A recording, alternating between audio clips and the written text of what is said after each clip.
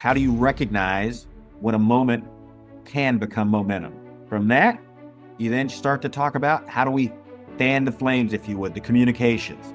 How do we ensure that we're keeping people kind of amped up and willing to do the work? Welcome to Corporate Competitor, presented by Forbes Books, the podcast where executives share how the lessons they learned playing sports shaped their leadership. With me for today's episode is one of my favorite people and now a two-time guest on the show. He is the co-author on my new book that I am so excited to share with all of you, Retired Brigadier General Bernard Banks. We're going to do something different in this episode and treat Bernie more like a co-host so we can give you a look behind the curtain of what we learned about momentum. Bernie has led multiple military units ranging in size from 10 to 3,000 people. In the early 2000s, he was brought in to improve an Apache helicopter unit that was ranking in the bottom third globally. In just 2 years under Bernie's leadership, that same group was designated number one. Today, he is director of Rice University's Dora Institute for New Leaders. Bernie, thanks for joining us. John, it's wonderful to be here with you, my friend, as always. Well, I loved our relationship and the way that it's grown over the years, the opportunities you gave me to come up and work with some of the cadets at West Point, the opportunity we've had even now to build this book. And as I wanted to set the premise of the book for the listeners. It really began back in the Super Bowl in 2017, which is crazy. If you're an Atlanta Falcons fan, you can turn us off right now. Sorry. But if you are a New England Patriots fan or just happen to watch it, you might be intrigued because there was, at the beginning of the game, 200 million people were watching around the world. But by the third quarter, the Falcons were ahead 28-3. Nearly half of the audience had gone because it seemed foregone that the Falcons were going to win. The Patriots would lose the Super Bowl. But then I'll never forget what announcer Joe Buck said to those who were still tuned in as the Patriots started getting back into the game. Momentum, he said, has changed jerseys. His broadcast partner, Troy Aikman, responded with, "You can feel it all the way up here," referring to the broadcast booth. Now, the Patriots went on to win the game in overtime, 34-28. But the next day, I came into the office where I'm sitting recording this today, and I knew we needed to do this study. I knew we needed to do what you and I did together over these last years, Bernie. My first question is, do you remember watching that game?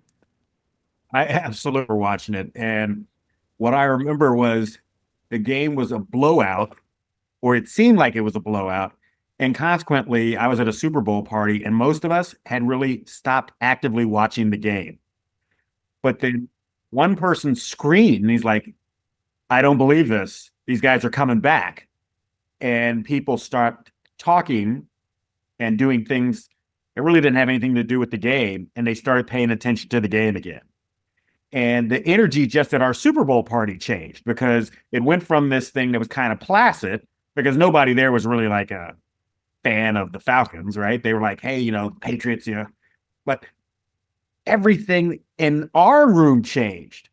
The momentum of the party changed because the momentum of the game changed. And it was just so palpable. And people got so excited because things switched. You could feel it. And it wasn't just what was happening on the field. It was also what was happening in our own lives at that very moment. I think that was what grabbed me as well as I was watching it. And then, as I said, I mean, the very next day I came in, opened up the whiteboard here at the office and just wrote the words, "How does a moment turn into momentum?" And I started researching, trying to find someone out there that had taken the concept of teams. There's a great conversation around flow that's been really fascinating over the last 30 years. The professor that was the father of flow actually became one of my very first interviews in the book. But the idea of flow is very individual, right? It's I'm hitting free throws and I'm in flow. I'm writing all night long and don't even recognize it. That's flow. But momentum is when a group of people are in flow together. And that was so unique and interesting, and defining that was really important. Um, you know, when you saw the fortunes of the game start to turn, um, yes, your party changed, but as a guy you're a thoughtful, an incredibly thoughtful man. What was going through your mind about what had to have been happening to the players on the field? Yeah, having had my own opportunities to lead teams, I can most certainly think back to the times where we were encountering some sort of significant struggle. We were trying to find our way through, and we started to engage in a series of activities that created small wins and allowed us to start to click and enhance our belief in our ability to prevail. And so, this notion of leaders create momentum is something that came to me, that it's a leader's obligation to ensure that they put in the work such that the outcome is one they plan for and can build upon going forward. It was a tremendous act of leadership to create that moment. And it took a lot of preparation to create that moment. It wasn't just something that transpired, it was the result of intention. Yep. I love it. And I know we're going to talk about intention a little bit more here in a second. But yeah, that was fascinating to me. Talking to people, I had the chance to interview a number of folks who were on the field that night. And on the Patriots sideline, one of the things that was said was that Brady was running up and down as the leader, right? Tom Brady running up and down the sidelines, kind of pumping people up after these little wins, as you said, right? Small wins, small victories, and then amplifying those in a way that allowed the collective mindset to start believing something that the scoreboard wasn't necessarily believing, right? And so I think that's so fascinating. And sports has been my life, my background. I know you have a history in sports as well, but this isn't just a book about momentum in sports. It may have been the spark that got us going, right? But it's not. This is about momentum being built in four different verticals: the worlds of business, right, where we have an amazing case study about the technology company NVIDIA, which we'll talk about. The worlds of politics. We had some great interviews with political minds about how you build momentum in a campaign, and then the world of the military, which is your background. Can you talk about your military background and what you were able to think through as we were building this book for you? Yeah, so my background in the military was running teams that were engaged in direct combat activities. And so in the military, you have different clusters of folks who perform activities in service of the overall organization. So in the Army, for example, we have combat arms, which are those who engage in direct frontline activities like the infantry or armor or aviation. You have combat support, which is logistics, and you have combat service support. And so you have a variety of organizations that are all working to achieve an overall aim. But one of the things in the military, regardless of what field you're in, that we always strive to produce is this notion of how do you seize the initiative? And so seizing the initiative is all about the establishment of positive momentum. And so we do a variety of things that are all focused on ensuring that we can dictate the terms of the engagement with our competitor or adversary.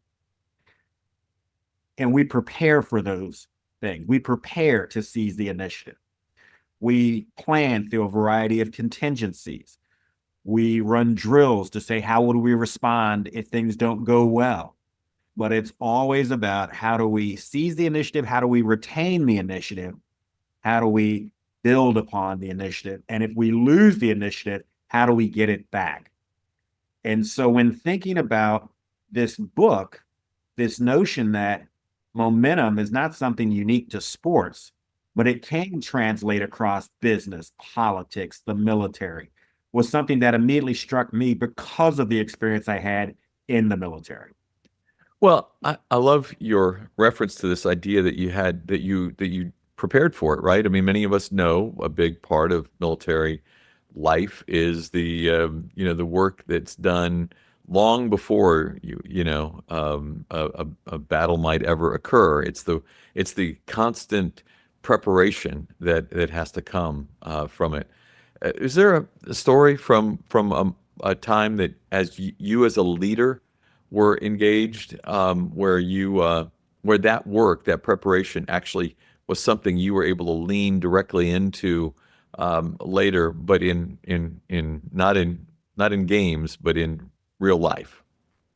Yeah, so I go back to a time when I was a young commissioned officer in the 82nd Airborne Division. We were based out of Fort Bragg, North Carolina, and we were one of the first units deployed to support Operation Desert Storm, Operation Desert Shield. And so we deployed to Saudi Arabia in August of 1990. And for the next, from August all the way up till January, we were engaged in nothing but training activities designed to prepare for the initiation of hostilities with the Iraqi army. And we just prepared over and over and over again until it was time to actually what we call cross the berm, because we're going to go into the country of Iraq to counter their aggression against the Kuwaiti people. And once the operation actually begun, we were so well prepared and we had such a concrete understanding of here are the objectives we must ensure we do correctly, because each one builds upon something that has to happen in the future. That the next 96 hours, we simply overwhelmed, at that time, what was one of the largest standing armies in the world. We went 96 hours straight, and it was just like a hot knife through butter. We were just clicking on all cylinders. They couldn't stop our advance. We were hitting each one of the objectives that we had set out in the preparation for this whole thing. And it was really something to behold. But I saw the value of preparation as a young commissioned officer because of the outcomes we achieved during that operation. And it stuck with me forever that preparation matters and that leaders ensure that the right things transpire at the right times. Now, it doesn't mean everything's always going to go your way, but you should understand what way are you intent on things going and what will it take to get you there? And preparation matters for that. And so I still can feel what it was like the evening that we crossed the berm, entered into Iraq, that you had in my job responsibility for the lives of 110 people. And what we were about to undertake was a very dangerous thing. And so I wanted to ensure I had done everything I could to create the best possible outcome in that situation. As part of preparation, I know we're going to talk a little more about this in a bit, but one of the things you said there, it doesn't mean that things are always going to go your way, right? You can prepare, right? But I think you have a great line. The enemy gets a vote too, right? Yes. And so you might prepare, you might have this wonderful plan, and then they get a vote, and their vote might change the way that your preparation shows up. But part of that also means you have to prepare for things not to go as planned. Absolutely. Absolutely. And so in the military, we talk about contingency planning. So if this transpires, what would be our competitive response? Same thing's true in business. If you're not thinking through, okay, what happens if our pricing changes? Let's think about tariffs right now. Let's think about all that businesses are having to contend with given a very uncertain environment. And so if you're not smart and thinking, okay, what would a 10% tariff do to our cost structure? What would a 20% tariff do? What happens if one country has a much higher tariff than another and we have operations in both countries? For example, you have companies that have manufacturing operations in China and India. Well, they have different cost structures right now. And so you shouldn't be waiting until something happens and going, oh, now we have to respond. You should be running scenarios in advance so that you know if this transpires, here's how we'll respond. And it's incumbent upon leaders to ensure that that effort is being done in a rigorous way. You have to make sure that you're preparing for what happens if we take body blows. What happens if the vote of our competitor is a very different vote than what we would have them respond with. Well, I love that.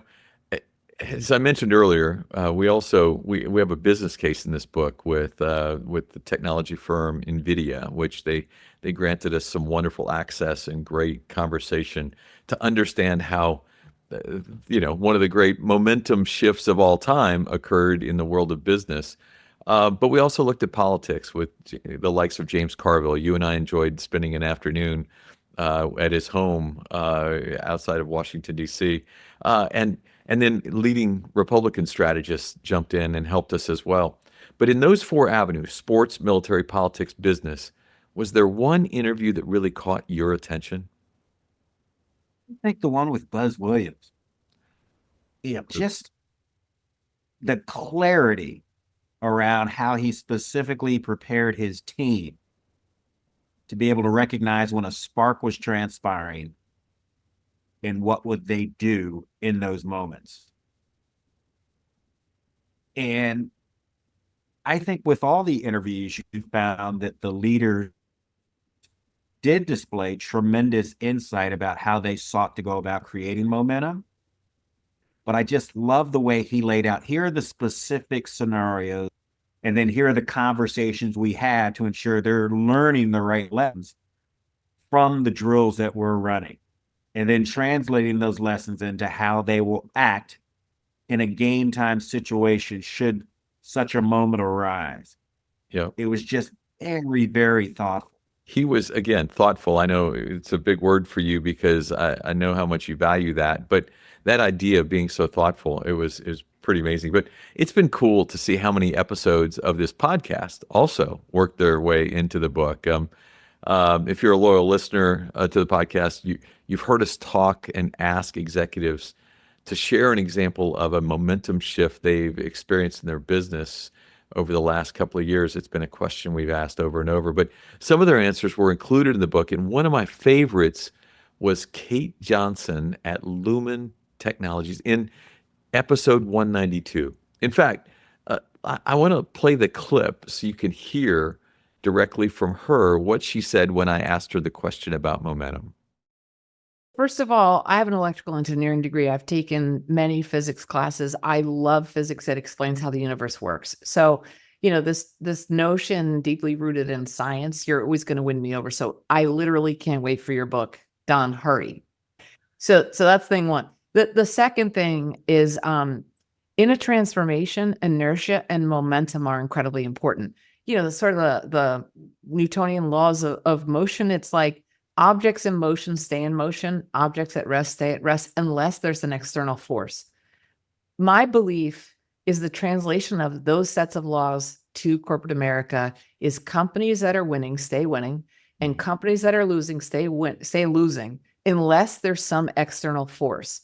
And the external force at Lumen and in the telco industry is our transformation. We're getting the people and the talent. We're getting, system refresh. We're redesigning our processes. We're redesigning the value that we bring to customers. So that's external force number one. External force number two is this unprecedented spike in demand for terrestrial internet. Mm-hmm. Right? Now, we're prepared to capture that opportunity in a way that no other company in the industry is. And we're super excited. And what I feel and see every day is a very significant shift in momentum. We're overcoming that inertia that kind of had us rooted in decline. And we're shifting to start winning. And it's really, really exciting. But my job right now, if you talk about getting it right versus being right, is to make sure that the 25,000 plus people of Lumen lean into that shift with me. I need them to help, I can't remember, momentum is like mass times velocity. I need more velocity, and we're a 25,000 person mass company. They got to lean in with me so that we can increase that number and go faster. So you had me at physics. Here's the thing I love about that clip. This notion that an object at rest tends to stay at rest, and an object in motion tends to stay in motion. And this comes back to the importance of, leaders have to think about how do I ensure that the things that are transpiring are the right things? Because many times what you see in organizations, people get stuck in ruts. They continue to behave in a manner, even if that is not generating the desired outcome. And so norms, habits, accountability, willingness to say, hey, we need to change what we're doing in order to ensure that the motion we have gets redirected. I love that notion that at Lumen, the way they sought to do that was through their transformation efforts to ensure their directed energy was focused on transforming in such a way that they could maintain their competitive advantage. But leaders are responsible for fostering the right habits, and they're responsible for snuffing out the wrong ones. But that requires you to have true accountability. And accountability in many organizations is a bad word, but in the best organizations, it's the word. You know, one of the things I love in almost all of your answers so far, Bernie, and all of our conversation, we keep coming back to this idea of the responsibility of leadership in this process, right? That if we're gonna create and navigate and amplify momentum, it starts. I mean, leaders need to be the driving force here. They need to create the conversation. They need to set things up. In fact, I think that's an important thing to note. If you're watching on YouTube, you could see right now we're going to insert something that was really important in the development of this book was the building of a model, right? Not a formula for people, but a model of how momentum can become your competitive advantage in your organization. But if you see that the top bar is leadership, right? It starts, John Maxwell loves to say everything rises and falls with leadership, right? And uh, um, is it possible in your mind, Bernie, for momentum to have its full effect if a leader is not fully engaged in helping make that happen? I don't believe so. But I will say this, leadership is not something that has to reside with one person. Going back to effective teams can take collective responsibility for engaging in the process of leading. So, in And other so words, it could be one of your teams, like a marketing team or a sales team. It could be a team of within the collective that can actually begin to create a spark that will become of value to the collective. absolutely. So one of the things about leadership, if you take a look at all the definitions that have ever been crafted, not a single one says must be in charge. Not one. And so this notion that the process of leading has to be honored is what's core to this discussion. Are we having a person or group of people create clarity around what direction are we headed? Are we going to align our activities? And are we going to sustain the energy necessary to bring about a desired outcome? That's the process of leading. And so when you are a manager, when you've been vested with formal authority, it is your obligation to lead. But let's say you're a team member who's not a manager, it's your opportunity to lead. And so you can see, and we go back to sports, many times when you have that spark moment, you'll have a number of players start to say, hey, this is our time. This is our moment. Let's take advantage of this. It's not only the team captain who's saying something. It's not only the quarterback or the point guard. You'll have a number of folks saying, this is our moment. And they'll start looking one another in the eye and they'll start saying, let's do this. I've got your back. All right, great pass, great play, great catch, whatever. But they start to take collective ownership for what is transpiring. And that collective ownership and that reinforcing of here's the direction we're headed, here's how we have to coordinate our activities, and here's the level of energy we have to sustain. That's the process of leading. And so many times we look to the titular head, but more important, are we seeing those activities transpire within the collective when the spark occurs? Yeah, I totally. So Bernie, when we look at the model that's up there, that people can take a look at, um, are there some of the elements, or there maybe you and I can kind of discuss a couple of the elements so that people can understand what it is that we were trying to offer to people based on 8 years of study. Yeah. So if we go back to the model, all right, you've got to get the right people on board, and then you got to build the right set of norms. That's culture. Then you've got to put in the energy necessary to create the conditions where a spark might transpire. That's preparation. Then you've got the spark. How do you recognize when a moment can become momentum? From that, you then start to talk about how do we fan the flames, if you would, the communications. How do we ensure that we're keeping people kind of amped up and willing to do the work? That's climate, that's belief, that's the response to the environment. And then how are you taking feedback and looking at outcomes and saying, how can we improve this? How can we build upon it? And so as you go through that cycle, and it's an iterative thing, it allows you to start generating more momentum. What I loved when we were going through, and we made I probably 24 changes to Oh this my gosh, model over the change, because we kept, as new content came in, as new information came in, we kept saying, no, wait, this piece needs to move here, or no. But what I love is that the very center of the model is the spark, right? It's that idea. People think momentum. Remember, the opening whiteboard of this conversation was, how does a moment turn into momentum?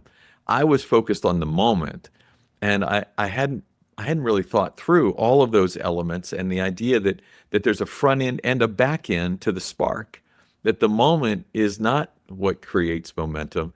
It is the front end and the back end. And so I think that's going to be really, really great. And so, I want to make sure that all of this is going to be fully explained in the book, and that people will be able to kind of go through each element in a way that they can apply it into their organization, and maybe into their teams, no matter whether it's a team at home or a team at work. But the idea of being able to kind of build momentum is really important.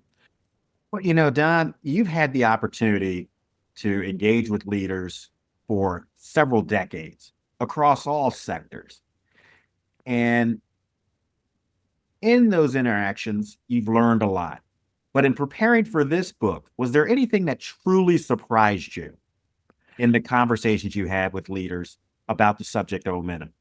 I love it. I think maybe one of the conversations that we had, Bernie, that really caught my was with Chris Malachowski, one of the founders of NVIDIA, right? One of the hottest stocks in the world today. Everybody's fascinated by it.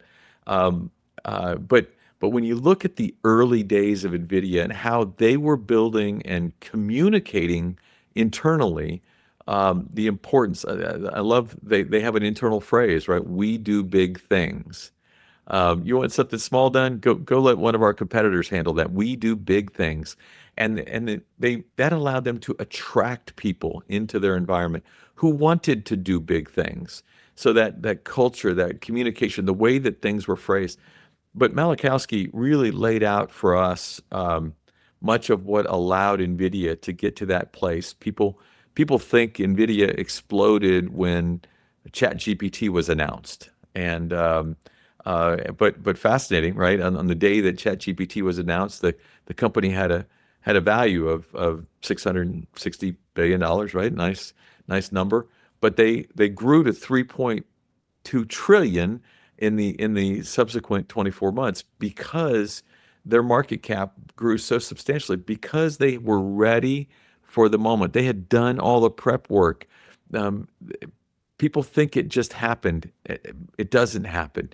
It is the result of intention. And I think intention's a really big word in all of this, that it's not just leaders, but it's leaders with intention that allow great things to happen. Bernie, you and I do a fair amount of keynote speaking, and we're already being asked to talk about this subject, right? There's bookings on both of our schedules to jump into this. But I know one piece that you've already had audiences ask you about is the idea of reversing momentum. It's only a single chapter in this book. Maybe it should be its own book later, but this idea of reversing momentum. How do you react if you're on the wrong side with momentum moving against you? I know you recently shared some of that wisdom with one of your clients, and can you share a little of it here? Yeah. What I found, and also in talking to the leaders that we had the privilege of speaking with, is that when momentum's not on your side, it's important to get back to your basics. And the basics are the basics for a reason. You have so many teams that start to stray away from the very things they say they're committed to doing. And they start to get sloppy with, could be pricing, it could be safety related matters, name your thing. But they start to lose that discipline. They start to lose that focus. And it's a slow, steady migration. And then what happens is, because they've kind of been blown off course, not by any big thing, but by a series of small things, that now, boom, bad things start to happen. And in those moments, you could start to panic. But what you should be doing is becoming resolute on, let's get back to doing our basics well. Mm-hmm. And when we talk to leaders that had to reverse negative momentum, that were turnaround agents or whatever, they said, hey, we come in, create clarity on, here's what we are going to do. Ignore all the other stuff. Here are the 1, 2, 3 things that we must do well to turn this thing around. And so that resonated with me, because in the military, when you find yourself in a situation that is less than favorable, you focus your people on, do our basics well. Do our basics well. And so reversing negative momentum is all about, how do we get back to doing our basics well? And then how do we make the adjustments necessary to put us in a better place, to get us back on track, or not even get us back on track, but to put us on a better path? Because the path we were on, even if we just get back to that, might not be the right one, because the world has changed around us. So how do we change tracks? How do we ensure that we're doing the things that are going to allow us to maintain our relevance? You go back to Kate talking about transformation. Transformation is the key for them. But I love this notion that when people found themselves in a situation that was less than favorable, they really hammered down on, how do we do our basics well? And going back They returned to their fundamentals. Absolutely. Right. Going into their fundamentals. How do we go back to, okay, what preparation needs to transpire? What communication has to be tweaked? How do we ensure we're keeping people optimistic and realistic? How are we responding to feedback in a timely manner and applying those insights in real time? One of your great colleagues, David Petraeus, General David Petraeus, who fantastic military leader, right? One of my favorite interviews with you on the book, because of your relationship with General Petraeus, was listening to the way he thought about this subject, and that idea that it's really important as a leader to amplify small wins when you're trying to reverse momentum, right? But not to spin those, like, don't. He said if they realize that what you're doing there is actually throwing anything at them that is not in fact truthful, that will work against your best interest. But that idea of, like, amplifying small wins, so that as a leader, you get people to believe, oh, we are turning things around. Again, comes back to leadership, comes back to intention, comes back to communication. Absolutely. If you go back to the work of John Kotter out of Harvard Business School and his famous 8-step change model, he talks about, establishing small wins. Establishing small wins. So if you create an awareness of, we need to change what we're doing, and then you start to create, you plan for and execute those small wins, then it gives you the basis for expanding your efforts afterwards. So small wins is like step number 5 in his model. Yeah. Bernie, I've been lucky enough. This is book number 42 for me. It's crazy. And 42. I know. 42. But as an author, one of the highlights of any book project is when you get toward the end and you let, you spend all this time working on it, 8 years, right, working on this book, and you Wow. finally get a chance to share it with people you are so grateful for, people who you highly regard, and ask them for some feedback, some thoughts.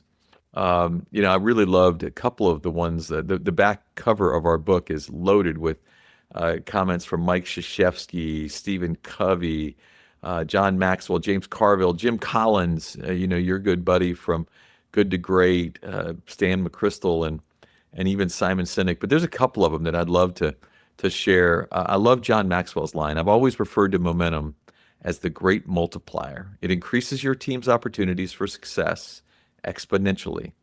If you're looking for that multiplier, Don Yeager, General Bernard Banks are laying it out for you in these pages.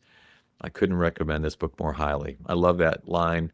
And then Simon, who I just adore, I think is just one of the most fantastic thought leaders in the world today. His line when he said, if you can find momentum, you can be unstoppable. Don Yeager and General Banks have figured out how we can capture this magical power and turn it into the ultimate strategic advantage. Pretty high praise. I loved it.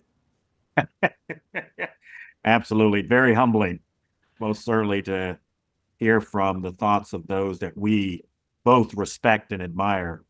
And I was delighted that they had the time and the willingness to take a look at what we've done and to respond with some of their own thoughts. Your great friend Bob McDonald had another great line there. Oh, yes. So, I had the great fortune of working closely with Bob during my time on the West Point faculty. And when we contacted him about this project, he was very enthusiastic. And once he had the opportunity to take a look at what we had done, he said the following: that leaders exist to bring important things to fruition, generating positive momentum or reversing when team efforts are not advancing the organizational mission is a vital leader competency. And I love that, this notion of leader competency. Leader competency, right? Within this wonderful book, I am proud to have shared some of how a dedicated team at the United States Department of Veteran Affairs sought to ensure veterans had access to world-class healthcare and learned many important lessons along the way. Don Yeager and Bernie Banks have created an outstanding resource for leaders everywhere to learn from the experience of others. The vicarious adoption of others' experience as your own is one of the ways in which we can grow as leaders. And Right. as a leader, going back to Don, to Bob's point around competency, generating momentum is a competency that leaders must possess. I have a friend in private equity, and when I talked to him about this book, he said, generating momentum is my job. He just spit it out like that. He goes, Wow. generating momentum is my job. When we buy companies and we have an investment thesis, it's easy to come up with an idea. The hard part is bringing it to fruition and doing what's necessary to create the momentum that will allow that idea to take root and become something that's more valuable over time. He goes, that's my job. Wow. I That's just powerful. love that. Yeah. And for those who might not know, Bob is the former chairman and CEO of Procter and Gamble, and then went on to become the 8th Secretary of Veterans Affairs. So he was a cabinet level appointee, trying to make sure. But he's a West Point grad, like you, Bernie, and so powerful to have him engaged in the book and be helpful to us. Absolutely. There was another quote that came to mind from a former colleague of mine at Northwestern University's Kellogg School of Management, Harry Kramer. Harry's a beloved clinical professor there. And prior to arriving at Kellogg, he was the former CEO of Baxter International, major pharmaceutical company. And he said, leaders transform potential into performance. They Wow. transform potential into performance. And so understanding how to get things moving in the right direction at the required pace is essential. Because you can start moving things in the right direction, but there is a pace that has to transpire. Otherwise, you might not achieve the desired outcome in the requisite amount of time for it to make a difference. And so this notion of transforming potential into performance and getting things moving at the required pace, I also found to be a very interesting take on the work we perform. I've loved it, and what a great experience to partner with you, my great friend, and to dig in on this really important subject. And the reason that this podcast is coming out now, right, this week, is because we're hoping that you, our listeners, our friends, will add to our momentum, right? A link to order the book is in the show notes. Or you can just go straight to Amazon to buy one for your entire executive team. There we go, right? And at that stage, many of you know that I love to tell you how much I appreciate you, but I will truly appreciate you if you order the book.